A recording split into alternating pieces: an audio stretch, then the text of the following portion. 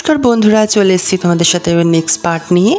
আর দেখো, এটা কিন্তু ভোরবেলা একদম তারাপীঠ মন্দিরে, তখন কিন্তু 3টে বাজে ভোর একদম। আর দেখো 3টে থেকে কিন্তু আমরা কিন্তু 5টা বেজে গেছে, এখন কিন্তু দেখতে পাচ্ছ বাইরে কিন্তু আলো ফুটছে। আর দেখো 5টা বাজতে না বাজতেই কত লাইন। আর কিন্তু আমরা 3টে থেকে কিন্তু মন্দিরের লাইন দিয়েছিলাম, আর 5:30টায় কিন্তু মন্দিরের গেট খোলে। আর একদম ডট 5:30টায় মন্দিরের গেট খুলেছিল। আর আমাদের পুজো দেওয়া হয়ে গেছিলো মোটামুটি 5:45, মানে আমরা 15-16 মিনিটের মধ্যে কিন্তু আমাদের পুজো কমপ্লিট হয়ে গেছে। আর দেখতে পাচ্ছ দূরে অনেক লাইন পড়ে গেছে, এখনও কিন্তু সবে 5:35 এরকম হয়েছে। আর দেখো এখান থেকে মন্দিরটা কি সুন্দর লাগছে দেখতে, একদম ভোরবেলা। এখনও কিন্তু সেরকম রোদ ওঠেনি, ওয়েদারটা খুব সুন্দর ছিল। আর মায়ের নাম নিতে নিতে কিন্তু আমরা একদম মন্দিরের ভেতরে চলে এসেছি। একদম দেখো মায়ের চরণ এখানে, আর এই যে মা, সবাই মাকে জড়িয়ে ধরে প্রণাম করছে। হ্যাঁ, এই যে আমাদের জগৎজননী মা।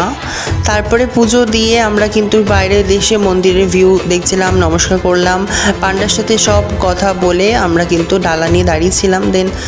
তারপর কিন্তু আমার তো এত ভালো লাগছিলো, মানে অনেক দিনের ইচ্ছা ছিল যে আবার তারাপীঠ যাব, যেহেতু 1 বছর হয়ে গেছিলো যাওয়া হয়নি। তো মাকে দেখে তো মনটা খুব খুশি হয়েছিল, দেখতে পাচ্ছ আমাকে দেখেই বোঝা যাচ্ছে।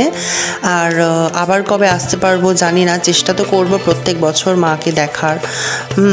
তো দেখো এখানে কিন্তু ধূপকাঠি আমি বাড়ি থেকেই নিয়ে গেছিলাম, যেগুলো আমার পছন্দের ধূপকাঠি আমি আমার বাড়ির মাকে দিই, সেই যেগুলোই কিন্তু আমি তারাপীঠে মায়ের জন্যও নিয়ে গেছিলাম।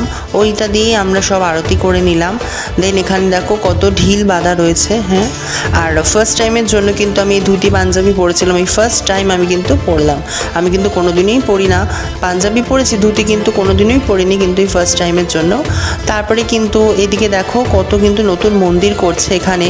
হ্যাঁ, জায়গাটা আরও বড়, এরিয়াটা অনেকটা বড় করছে। আর প্রচণ্ড ভিড় ছিল সেদিনকে।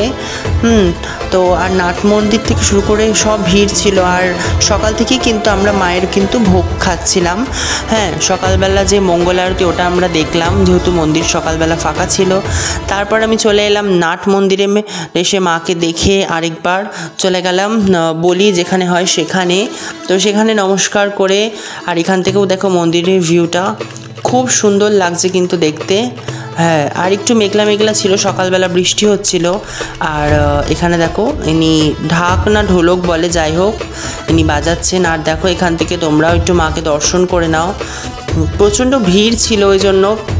আর তোমরা জানোই ভেতরে কতটা চাপ থাকে, এত মানুষ। হ্যাঁ, তো সেরকমভাবে তো দেখা যাচ্ছে না, কিন্তু মায়ের আশীর্বাদে দেখো অনেকটাই কিন্তু মাকে তোমরা দর্শন করতে পারছো।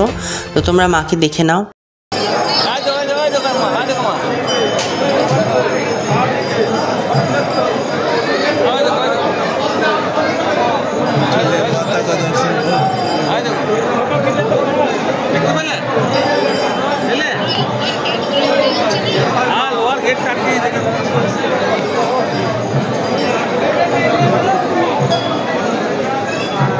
মন্দিরে পুজো দিয়ে কিন্তু অনেকক্ষণ স্টে করে চলে এলাম আমি শ্মশানে পুজো দিতে। আর দেখো এখানে শ্মশানটা কিন্তু রাত্রিবেলা ভিডিও করেছিলাম, কিন্তু অতটা ভালো বোঝা যাচ্ছিল না।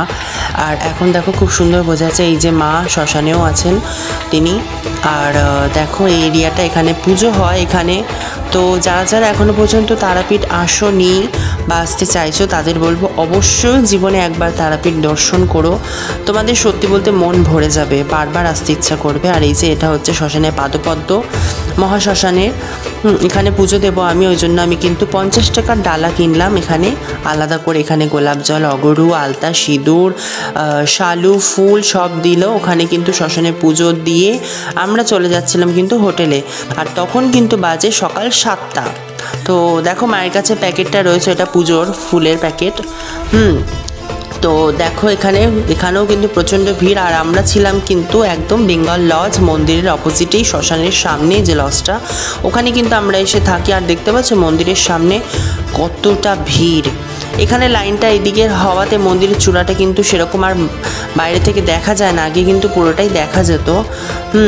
তো যাই হোক, এখান থেকে করে আমরা কিন্তু চলে যাচ্ছি এবার হোটেলে একটু রেস্ট নেব, কিন্তু অনেকটা ভোরবেলা উঠেছি। আর চারিদিকে এত সুন্দর সুন্দর মালা রয়েছে, মানে চোখ ধাঁধিয়ে যাচ্ছিল আমার। তো আমরাও মাকে পদ্মর মালা, নীলকণ্ঠর মালা আর জবার মালা দিয়ে পুজো দিয়েছি। তো মনটা সত্যি আজকে ভালো লাগছিল অত্যাধিক। তো নেক্সট পার্টে দেখা হবে আবার, টাটা।